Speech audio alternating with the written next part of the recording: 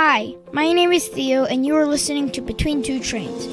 We bring you the best and brightest entrepreneurs in the North DeKalb area on the 1st and 15th of every month. Today, your co-hosts are Van Pappas and Eric Most. And now, Between Two Trains. All right, welcome to another edition of Between Two Trains, a business podcast where we bring you the best and brightest entrepreneurs every 2 weeks. And back again, it's just been a couple of weeks here. My co-host is Eric Moss. Eric, how are you? Howdy. I'm doing well. I really enjoyed the last episode you were on where we had Lee Miller and the great stories around some of your basketball and football exploits. But today, we're not going to talk about sports so much. We have a great guest that we're going to bring on in a second, but just remind our audience, your business, you're with Chase Bank, right? Tell us exactly what you do at Chase Bank. I'm a business banker, a commercial lender, handling all depository, treasury, cash management, and lending needs for small, privately held companies. Okay. So Chambly's got over 2,000 small businesses. Unlike most of our counterpart cities around us, we don't have the big conglomerates. We're not like Dunwoody with State Farm and Mercedes. We have a lot of small businesses. And so that's right in your wheelhouse, right? Yeah, absolutely. A lot of S Corps, LLCs, when the taxes flow through to the owners of the company, those are the types of organizations that I work closely with. Excellent. It's fun. Well, we got a small business owner here with us today, Grant Yarbrough of Common Good Strategies. Grant, welcome to the show. How are you? I'm good. Thanks for having me. All right, so tell us exactly what Common Good Strategies is. So Common Good is a strategic consulting organization. We work with small businesses, nonprofits, medium-sized businesses, really helping them figure out who they are as a brand and how to reach the target markets that they want to reach. So you and Eric really should partner up, it sounds like. He's helping with the finance side, you're helping with the marketing and strategy side. Mm-hmm. What do you think of that, Eric? I'm open to business. All right. After the show, y'all can talk and come up with a strategy, a common good strategy. Absolutely. So, Grant, tell us, is there you've been doing this for now a couple of years, right? How did this form? How did this start? Because you weren't always in the entrepreneurial world, right? You actually used to be an employee for other companies. What caused you to make that shift? So actually, Common Good was started by my wife, Holly, about 25 years ago. Oh, cow, 25 years? Up in I didn't know Holly was DC. that old. Well, she started early. Was she 10 years old when she started it? Yeah, she was of age. Okay. But she started in DC doing some graphics work and strategic communications work, and that was her full-time career as well. So she was working primarily with government agency or government nonprofits. Things like, I think her full-time job was with Youth Vote Coalition. So you remember Choose or Lose or things like that. She would work with similar organizations for their sort of one-off needs. So when she and I got married, I guess I inherited half ownership in the company. And after 2015, 2016, I was laid off from my nonprofit job and decided to take on a full-time role with Common Good, just to see what I could make of it, see what business opportunities were out there. I knew there were a lot of companies that people had come up to me and said, hey, we have all these needs. And so I kind of took that on and ran with it for a while. And it was awesome. We had a couple of clients, some pet nonprofits, had some legal nonprofit or legal firms, sort of small single owner legal firms, a health business, and we just helped them really.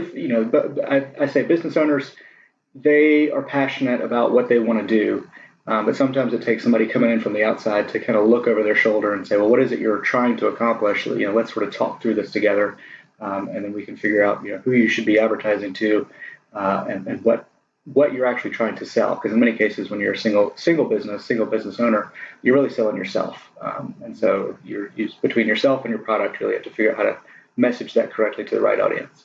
How hard is it to interact with those single business owners? Because, my experience is that, solo entrepreneurs or entrepreneurs that maybe have a dozen or so employees, they are pretty tight to hold on to their baby, if you will. Is it difficult for you to come in and sort of say, hey, this is what you should do, and it be counter to what they've done? So that's kind of what I see as one of my strengths is really coming in and working with them. The first thing I ask is, tell me your story. Why did you start this? What problem did you hope to solve? And that's the thing they're going to be most passionate about, and they're really going to let their true colors, their true business colors, shine in that explanation. And then often what I'll do is I'll take what they say and show them. I say, okay, your website, does it match what you just told me? Your social media, does it match? Does the tone of your social media, what you're putting on there, does it match that story you just told me? And oftentimes, they don't always line up. So really, the biggest issue for small business owners that I've found is budget. Just because you're trying to get off the ground, you're strapped for cash, and so investing in marketing is something that you're looking for immediate ROI, and maybe something you kind of put off. But as marketing is the thing that really drives business and drives customers to your business. So it's the thing you can't afford to neglect. Well, as my wife happily reminds me, most good ideas originate with her. It sounds like you've learned that as well. The old Greek saying that the man may be the head of the dog, but the wife is the neck, and the neck turns the head whichever direction it should go. Right? It's a Peloponnesian wisdom. It's all Greek to me. It's all Greek. Well, so how exactly do you go about getting your clients or customers? You have to, in essence, do the same thing you're teaching your customers to do. So what sort of sources do you go after? You're not going door to door knocking saying, hey, here's my card. Do you want to hire me? What are you doing? Yeah, so and it is, oftentimes you hear the phrase, the cobbler's kids have no shoes. So I have to remember that I have to practice what I preach. But a lot of what I do is some social media. I'll have a presence on LinkedIn. Oftentimes it's satisfied customers will refer me to their vendors or friends or clients, and really just networking, finding things like the Chambly Chamber, other small chambers of commerce, and larger chambers of commerce, and really looking for areas that are maybe underserved, knowing that they're the smaller guys, and so they're not getting the opportunities to work with a qualified agency. Another thing that I've started to do lately is go to sort of industry conferences, so things like independent plumbers associations, independent financial planners, people who are all getting together to talk shop in their industries, but they may not have any idea of marketing or what's needed. And so I can kind of come there and learn more about their industry, and then I'm the only marketing guy there. Well, and there's, I'll run across this from time to time in my day-to-day where you found somebody who has amazing skills with their business, and really it started as a hobby for them. They learned how to monetize it, and now they want to scale it, and they reach a point inevitably where it becomes a hurdle of how do you really do that? Not necessarily how you do it, but how do you do it effectively? And question, Grant, when you come across that business, that whatever their mission is, whatever problem they're solving, when they're about to pop, and you may recognize it before they do, and that missing link may be the marketing. How do you convey that to where the light bulb goes off?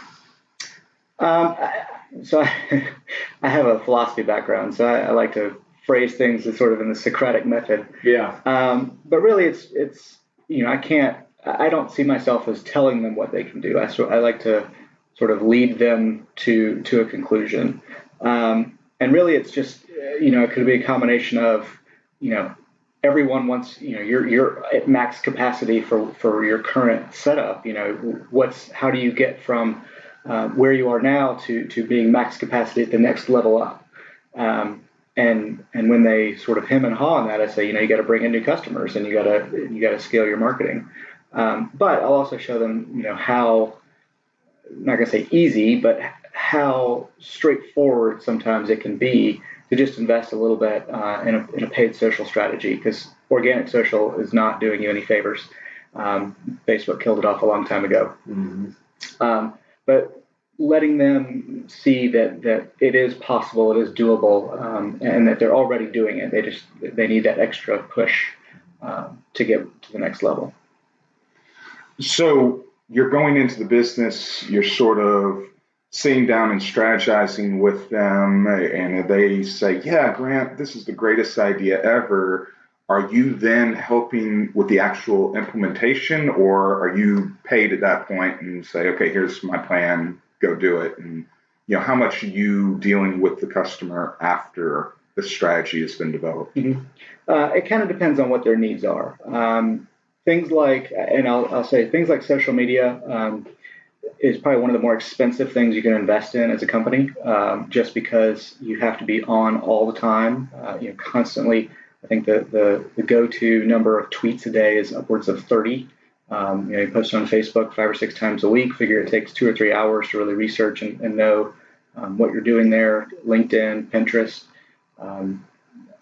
Instagram, Snapchat. There's you finding all of those platforms and being there. What I do is I recommend they find 2 or 3 that they're really the best fit for their company.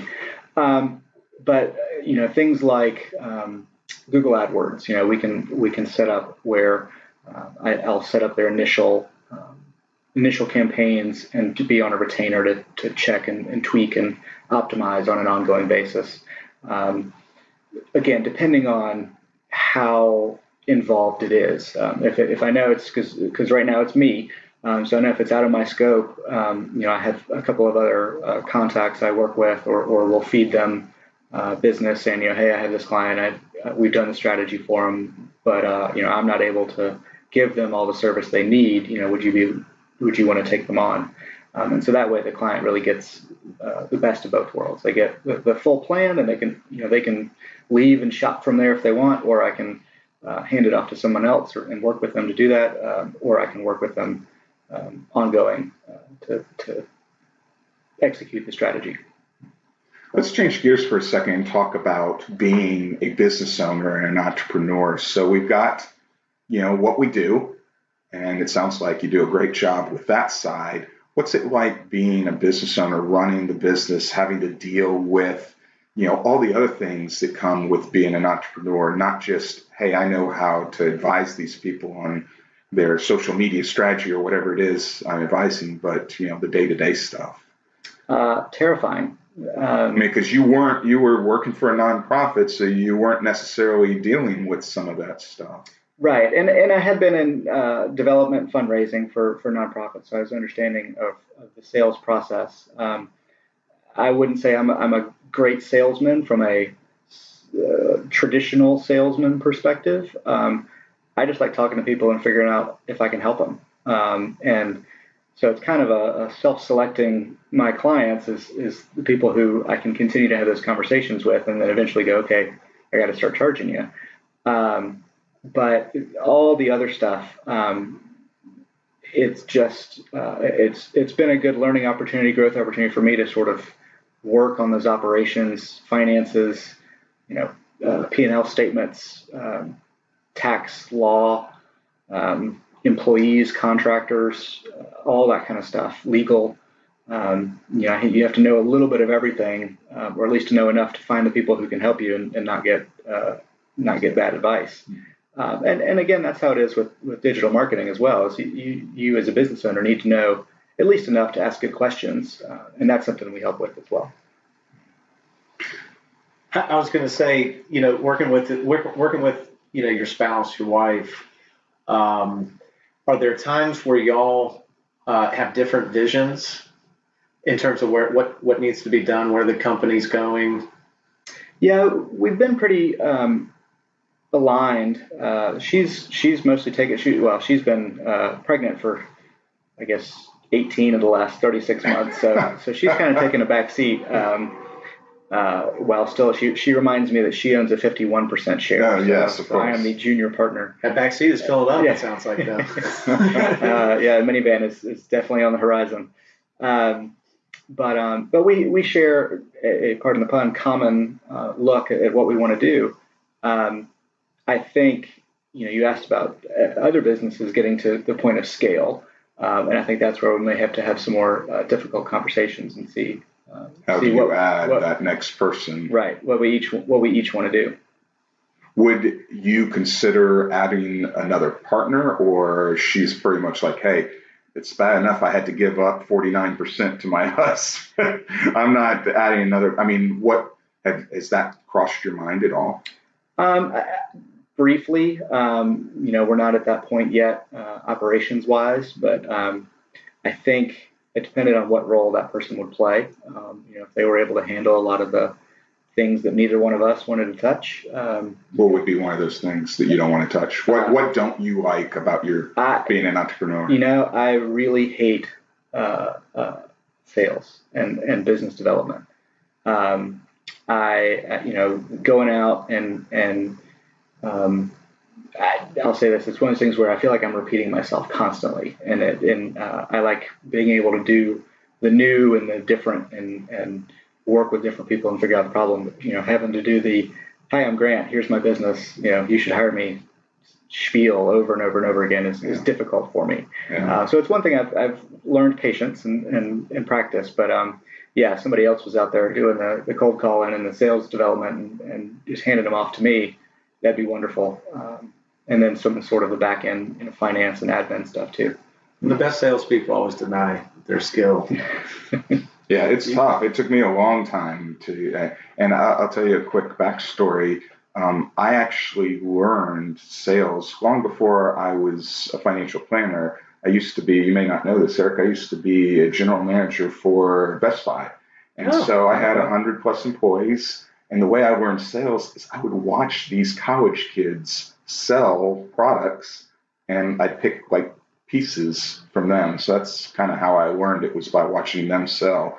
But, Grant, so you're now running the business. You're not sure whether you make the leap to adding an employee or maybe getting a salesperson. Not quite sure whether another partner is the best move. What would you say you need to do as far as scaling? And also something we haven't talked about yet is how exactly do you charge people? Is it by the hour? Is it by the project? Yeah, so to your first question, I think, this is where a lot of businesses find themselves, and it's sort of the make or break point is because, you have to take that plunge and decide. You hear about businesses where they invested their life savings, or they took out a big loan, not knowing if they could make the revenue to pay off that investment. And we're not there yet. I don't know if we will be, but it is something that we think about from time to time, and I think it's one of those things where, as I mentioned, with the business, it's already at full capacity. Once we get to full capacity, then we'll ask those questions. Mm-hmm. And remind me your second. The second question was exactly how do you go about charging? Because there's a lot of different models in this arena. When you sit down with a customer and do that pitch that you have to repeat over and over, one of them I'm assuming is, well, and this is how you would pay me. Right. Is it per the contract? Hey, this is what I'm going to do for you. It's going to cost X amount. Or is it by the hour? What is your model? So we're flexible. We'll work with the client for a lot of different things. It kind of depends on what the project is, but we'll do hourly project work. We'll do a fixed price contract, and we'll do a retainer. So really, it's depend. If I know it's going to be a lot of hours, a lot of iterations, probably going to go more with an hourly or retainer. If I know that it's a pretty straightforward process, setup or deliverance of a media plan, for example, then it can be more of a fixed price. But it kind of depends on what the work scope entails. Well, you mentioned earlier about LinkedIn, and I'm pretty passionate about LinkedIn. I feel like I've got a pretty good handle myself on how to generate business through LinkedIn. Can you give us some free tips to our clients, our listeners here? What they should be doing with LinkedIn. Yeah. So unfortunately, one of the tips I was going to give you, they just did away with, where you could basically download your entire contact list and have their emails. So they just made that an opt-in setting and set everybody's default to private. So they kind of cut off that avenue for small businesses. However, there are still people who will let you contact them via email that they list in their LinkedIn. So that's absolutely something you can do for free. It's fairly easy. You can just Google. I question when I go to someone's LinkedIn page and they haven't put a picture and they don't put, their email or phone number there. It's like, aren't you missing half the purpose of LinkedIn? It's to get people to call you. If you don't put your phone number in there. You think it's fake news? I don't know. Sometimes when I get those requests from, just random people, I'm like, is this the Russians sending me a LinkedIn request, or is this a real person? Wait a second. But, what do you think about that? If you have a LinkedIn profile, should you be posting your phone number or email address or contact information? At the very minimum, I think I have my Twitter handle and a website. Something that there's a little bit of validation you can build into it, or they have to take a little extra step, so you're not inundated with bot spam calls. But yes, I can see how I look at an underdeveloped LinkedIn profile as either they're too busy to do it, they don't see the value in it, or they're not a real person. So, between the three of those things, is it worth it to reach out? I think a bigger thing is the analytics part of LinkedIn, and knowing that you can do a free trial for $50 in free ad credits from LinkedIn and kind of see how that goes. And you can just do some searching on once you've identified who your target audience is, which is a big thing that most companies neglect. The internet is not your audience. But you can say, hey, I want to find sales managers of medium-sized companies in Atlanta. Right. It'll let you do that. Now it's a little manual in its process, but you at least have a name you can reference when you cold call a company, or you'd have maybe you figure out that they don't use the standard titles, and so it kind of gives you that little extra leg up to do your research and sort of let people will tell you who they are and give you a lot of information if you do that little back end research. I have to say LinkedIn was great for fundraising, just to figure out who people knew. We would contact a donor at one business and find out that they knew the president of another business and say hey, thanks for the donation, will you contact us with this other guy? What do you think of this? Staying on this LinkedIn theme. On LinkedIn, you have that little paragraph at the beginning that sort of you can tell who you are and what you do. It really drives me crazy when people write in the third person. It's like, talk like you're talking to someone. I Maybe they hired somebody like Grant to write it. What do you think? It's better to talk like you would just be saying, hey, I'm so-and-so, or should you put that third party person? on? Because it bugs me, but maybe from a marketing strategy standpoint, it's better to do. Sure. So this is where my wife shines, and I agree with her. It's test it. It doesn't matter what people think. People will fill lots of airtime and blog posts with what they think, but test it and see what works for you, what business you're in, where you are in your career, what you're trying to do, who you're trying to talk to.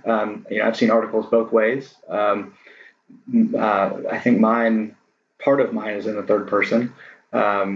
But then it's also just Grant's got a split personality. Yeah, he doesn't know whether he's talking from himself or to himself. I knew it when he said philosophy. I like to. It's the philosophy background. That's what it is. Yeah. Grant does not condone this conversation.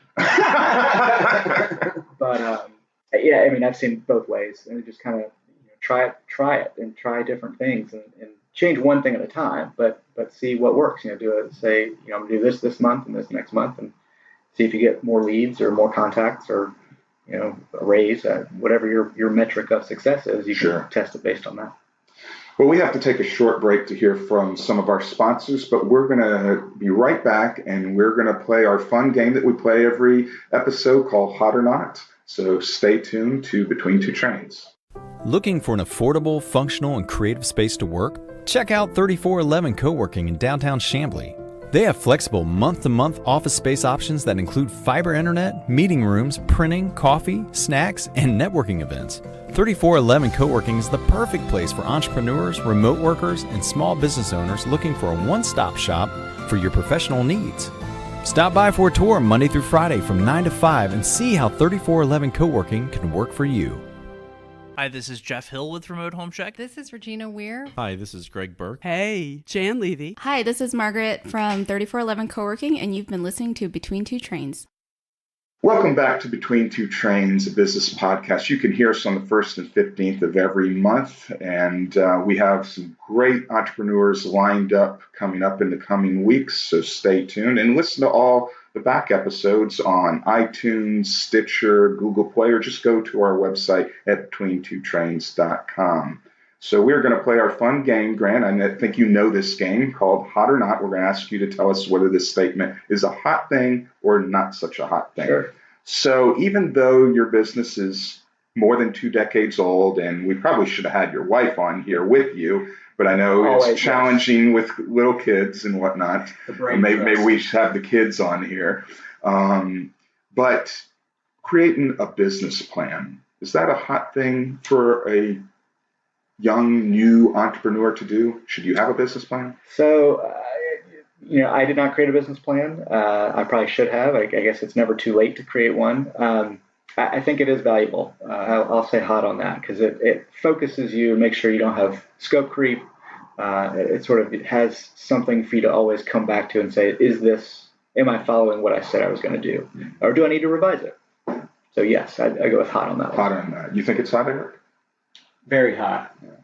Putting stuff in writing, pen to paper, helps. It's something you can measure. I tell you what I do is every November I do a business plan for the next year. I map out how many clients I need to bring in, what kind of revenues I need to hit, what my expenses are going to be. I do a budget on my marketing. How much am I going to spend on things like LinkedIn and other sources? So yeah, I think it's more than hot. I think it's super hot. You should absolutely do that once a year. Map out what your year looks like. You think it's caliente hot? It is definitely. 5 chili peppers. 5, maybe 6. Well, it's like your business. I mean, with financial planning, right? I mean, you can hope for long-term success, and you may hit it.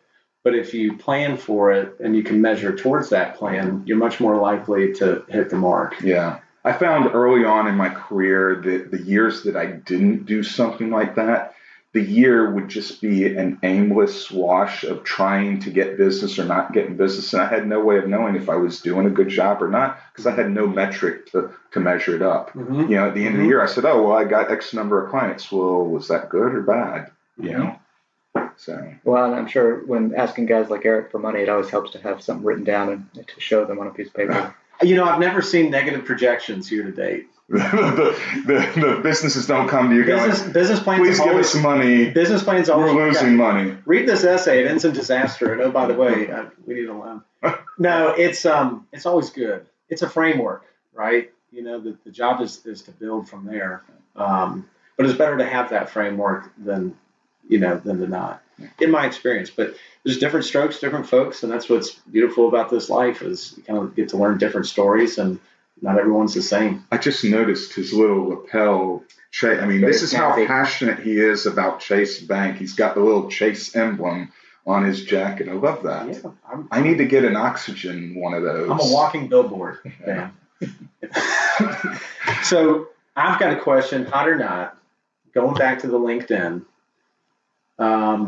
LinkedIn Premium, you get the gold IN, next to your LinkedIn, but in terms of the value, your opinion, hot or not? Yeah, good one. I think it again goes back to what you're trying to accomplish. Like, Van, you set your ROI. Say, hey, I'm going to spend this much money a month or a year. What am I hoping to get out of it? Yeah. And again, you have to track and make sure you attribute your sales to the right place. Mm-hmm. So again, testing. If it works, great. If it doesn't work, then don't do it again. But maybe not go all in on the first time. They give you a free trial, check it out and see if it works. Personally, I think, and I've done it before with the trial. I think the little premier star next to people's names, a little sign of either recruiter or salesperson, and not much other than that. So you don't think to have the paid service over the free service, you're not sure that really buys you that much? If you're a plumber, probably not. If your goal is to find sales leads on LinkedIn, yeah. Interesting. It depends. Yeah. It's a classic banker's answer. Well, it depends. Also, it's a marketing answer too. And it depends on what your goals are and what your strategy is. I'm going to change gears on the next hot or not. And this is sort of a dual hot or not, because I ask this just about every episode and I get the exact same answer. So I want to change it up a little. Typically I say hot or not Chambly, and people say, yeah, Chambly is really hot. And y'all both might be biased because you not only work in Chambly, but you live in Chambly, so that you got double thing. So let's change it up. Brew pubs in Chambly, hot or not? So I haven't been to the newest one. I've been to Hopsticks.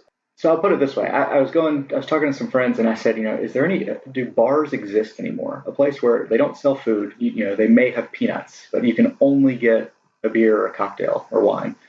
And so with the brew pubs, I think it's a sign, I'm glad they're here. I think they're great economic drivers. But sometimes, I don't want to pay $8 for a beer. I want to pay $3 for a beer. To just go to for lack of a better phrase, the Rusty Nail. You ever been to the Rusty Nail? Eric's like, I don't know what the hell you're talking about. Rusty Nail is a long time Atlanta, just bar. It's a bar. They have a little food, but for the most part, it is like bar. From 1960s or whenever they started, early 70s. It's on Buford Highway. You should go check it out. Buford Highway and North Hills. Does the Rusty Nail ever get hammered? It is pretty brutal in there. I love the place. I don't go very often, obviously, but when you get go hammered at the Rusty when you go in, you're like, this is like a 70s bar. Very dark wood, and it's what you're talking about. Because they got rid of all the bars in Buckhead. That used to be the place. You had a whole row of nothing but bars. And you're right, that doesn't really exist anymore. I think that is Moe's and Joe's down on Moe's and Joe's. Was it Virginia Highlands? The Elbow Room in Buckhead. You ever been to the Elbow Room? Not been to the Elbow Room. Moe's and Joe's, though, is a great place. I'm showing my age here. More of a Red Door, Churchill's. Oh. 5 Paces. Okay. Now, I worked in a bar for 3 years, so the smell brings back some PTSD sometimes. I can imagine.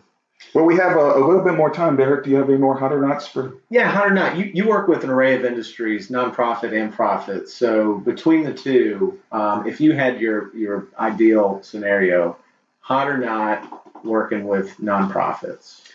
So again, I'll split the difference on that. Yeah. There's the trend or trendy is the for-profits that give back significant amounts of their revenue or their profit. And I forget the name of what that business model is called, but I think that's the best way to go.